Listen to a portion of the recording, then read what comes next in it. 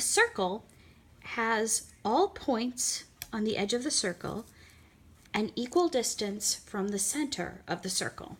So if I put a pin on a sheet of paper and a little loop of string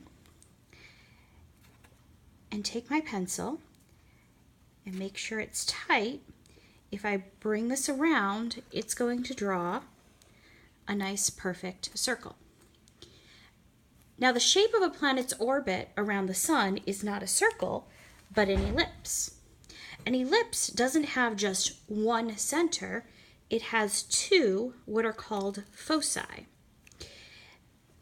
So instead of all the points being the same distance from the center, what an ellipse is, it's all the points on the ellipse. If I take the distance from one focus to a point on the ellipse and add the distance from the other foci to the point on the ellipse, the sum of those two distances are equal.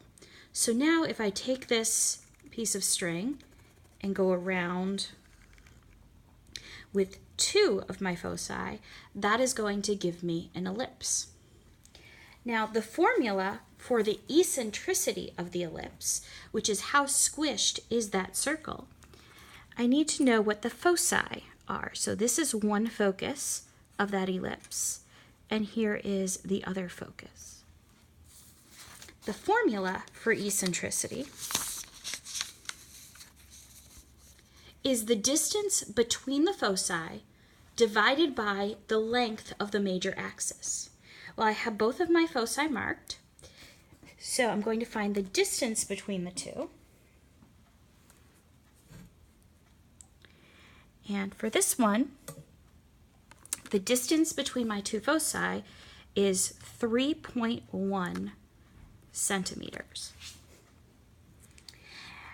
The major axis is if I take a line that goes through both of my foci and extend it out to the ellipse.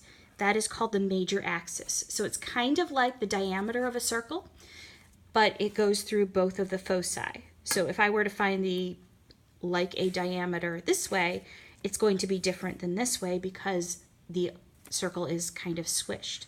So the major axis, the one I'm looking for, is the one that goes through both of the foci. So if I measure that, for this one, it is 12.3 centimeters. Now notice I have units of centimeters on the top and on the bottom. So eccentricity has no units overall because those two units are going to cancel out. So to find the eccentricity, I'm just going to do 3.1 divided by 12.3.